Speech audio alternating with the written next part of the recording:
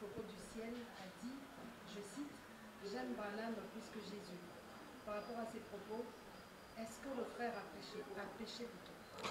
Bon, je vous remercie premièrement pour les contextes. Je voudrais quand même que les gens sachent que de temps en temps, dans l'histoire de l'humanité, il y aura toujours des matières qui peuvent susciter débat pour lesquelles on doit consulter le bien-aimé pour avoir une opinion biblique par rapport à cela. Et ça ne sera pas la première fois. Je tiens à vous remercier pour ça.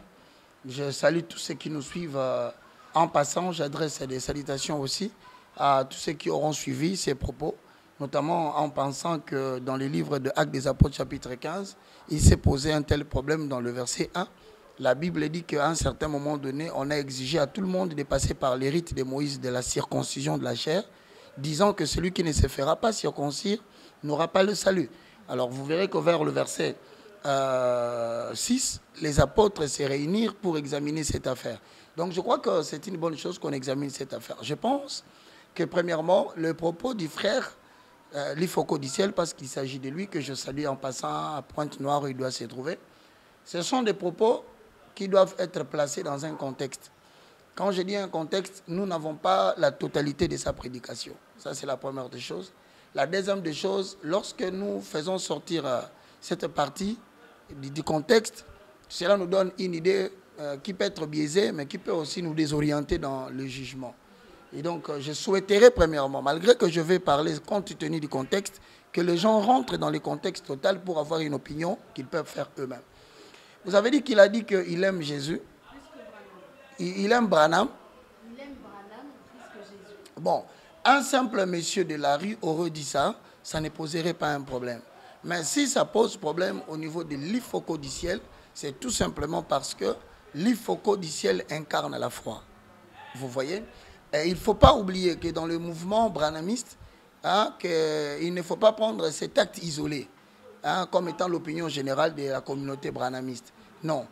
Moi, je crois que la première partie de ceux qui confessent la croyance au mouvement Branham, il y a de ceux qui estiment que Branham est Dieu. Et qu'au même titre que Jésus, il est censé être prêché. Il y a une autre catégorie qui estime que Branham est un prophète de Dieu qui tout simplement a prêché Jésus et qui a révélé le mystère du livre d'Apocalypse. Déjà, à partir de ces camps-là, nous savons classer les propos de notre bien-aimé Foucault. Donc, il est catégoriquement dans la partie où les gens qui croient que Branham est Dieu. Bon, alors, il a dit il aime Branham plus que Dieu. Bon, moi, je crois qu'il est important que je puisse éclairer la lanterne des gens. Si nous aimons Jésus-Christ plus que Branham, plus que Confucius, plus que Mahomet, plus que tout le monde, c'est parce que nous avons la déclaration de Dieu. C'est la déclaration de Dieu que le chrétien suit. Parce que c'est Dieu qui est le créateur de toutes choses. Voici la déclaration de Dieu au sujet de Jésus. La Bible dit dans le livre de Matthieu, chapitre 3, le verset 15 au verset 17, je paraphrase, je vais lire rapidement. Mais Jésus s'y opposait et disait, c'est moi qui ai besoin d'être baptisé par toi. Et tu viens à moi. Jésus lui répondit, laisse faire maintenant, car il est convenable que nous accomplissions ainsi tout ce qui est juste. Et Jésus ne lui résista plus. Il s'agit des jours du baptême. Alors vers le verset 16, dès que Jésus y était baptisé, il sortit de l'eau, et voici le ciel s'ouvrir. Et il vit l'Esprit de Dieu descendre comme une colombe venir sur lui. 17. Et voici une voix fit entendre des cieux ces paroles. Celui-ci est mon fils bien-aimé, en qui j'ai placé toute mon affection. Donc, voici la première déclaration qui contredit l'amour que Foucault du ciel doit avoir sur Branham. Parce que Dieu n'a pas placé toute son affection en Branham. Comment quelqu'un qui prétendait être serviteur de Dieu lui placerait maintenant son amour à un homme mortel? C'est une contradiction flagrante et par cela, nous comprenons qu'il appartient à la grande catégorie de signes de l'apostasie, de l'abandon spectaculaire de la foi. Ça, c'est le premier point. Alors, s'il va dire, parce que moi je pense que c'est un monsieur que je respectais beaucoup, quand je dis je respectais, parce que c'est lui qui est contre le Fils et contre le Père.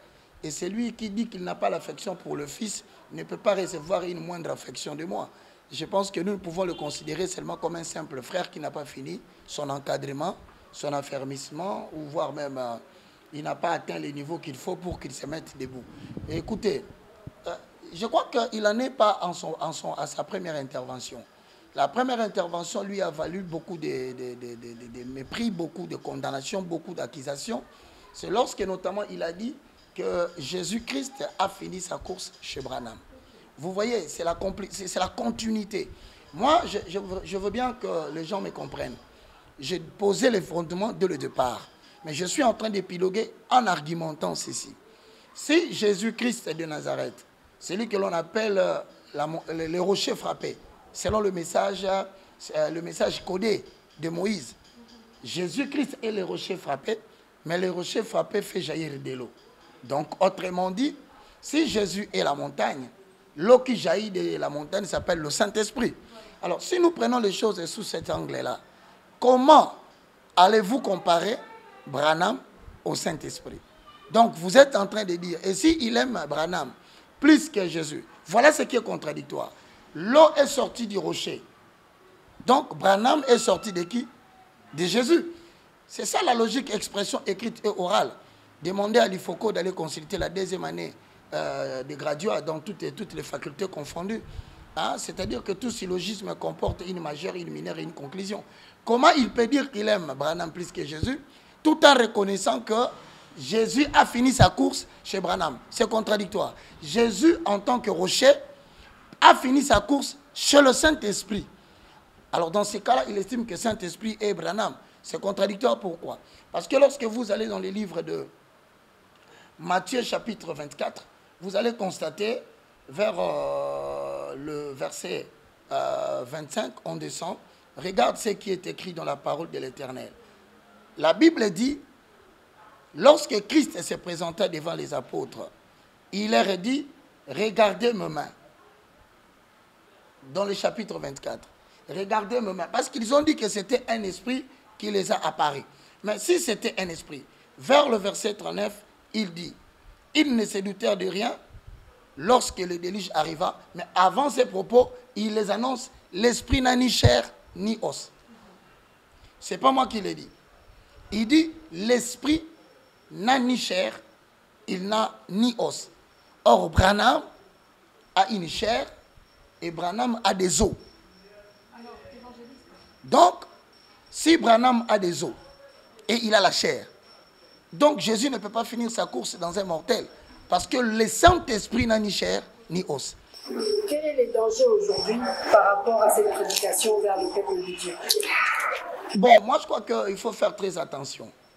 Le plus grand danger que moi je pourrais signaler au peuple de Dieu, c'est de faire très attention. Aujourd'hui, nous sommes en train de traverser une période critique de l'histoire. C'est la période de l'apostasie. Hein? La Bible le dit dans 2 Thessaloniciens chapitre 2, le verset 3, vous descendez, il y a 3 mystères qui commencent à se manifester. Le mystère de l'apostasie, le mystère de l'iniquité, ensuite viendra l'impie que l'Éternel va écraser par le souffle de son avènement. Plusieurs faux prophètes sont entrés parmi nous. Et d'ailleurs, j'alerte l'attention de certaines personnes. Vous allez remarquer qu'il y aura de plus en plus des gens qui vont vouloir se recommander eux-mêmes. Ils vont vouloir se substituer à l'agneau. Il y a des gens qui vont faire entrer parmi vous des sectes pernicieuses. C'est écrit dans les livres de 2 Pierre, chapitre 2. Je pourrais paraphraser, si vous le permettez, parce que je n'aime pas trop que mes propos prennent le dessus. Sinon, les gens risquent de dire que j'ai donné mes propres opinions. La Bible dit dans 2 Pierre, chapitre 2, le verset 1 à 3, la Bible dit, il y a parmi le peuple des faux prophètes. Il y aura de même parmi vous des faux docteurs. Donc, on classe notre ami au travers de ses interventions, il faut comme un faux docteur. Parce qu'il enseigne. Mais il a enseigné quoi? Il y aura parmi vous des faux docteurs qui introduiront surnoisement des sectes pernicieuses. Voilà la caractéristique. Et qui, régnant le maître qui les a rachetés, attireront vers eux une ruine soudaine. Donc c'est clair et net que l'IFOCO du ciel vient de nous signaler par le biais de ces erreurs, que bientôt il y aura une ruine soudaine qui va s'abattre sur lui. Pourquoi? Parce qu'il s'est classé dans la catégorie de faux docteurs qui enseignent de sectes pernicieuses qui ont pour caractéristique renier le maître qui nous a sauvés. Donc en disant qu'il aime Branham plus que Jésus, il a renié celui qui nous a rachetés et il va attirer vers lui une ruine soudaine dont lui-même Jésus-Christ s'occupera. Et j'interpelle l'opinion pour dire qu'il ne faut pas, à mon humble avis, généraliser ces cas dans l'histoire de cette religion qu'on appelle le branhamisme, parce qu'il y a dans le branhamisme ceux qui croient que Branham est un simple prophète qui croit en Jésus. Mais de nos jours, il ne faut pas regarder cela de manière particulière.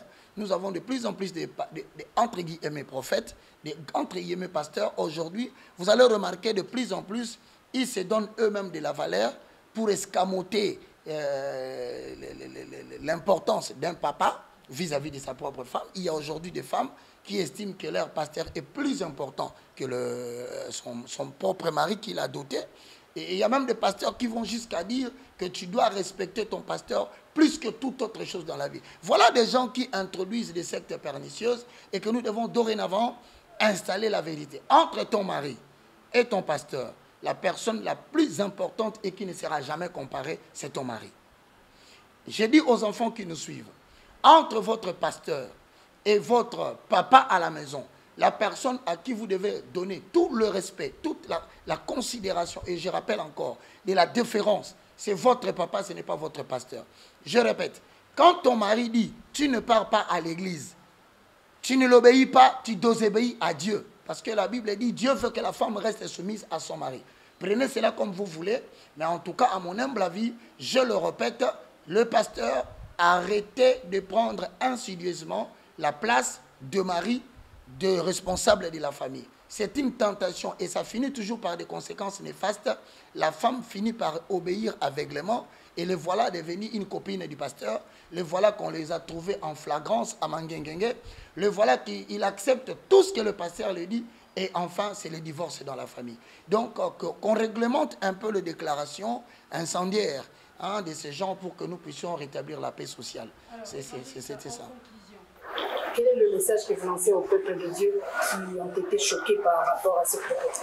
Bon, moi je crois que si je dois demander quelque chose à tous ceux qui nous suivent à partir de la maison, en conclusion, je n'aimerais pas que ça soit un point de vue qui vient de moi.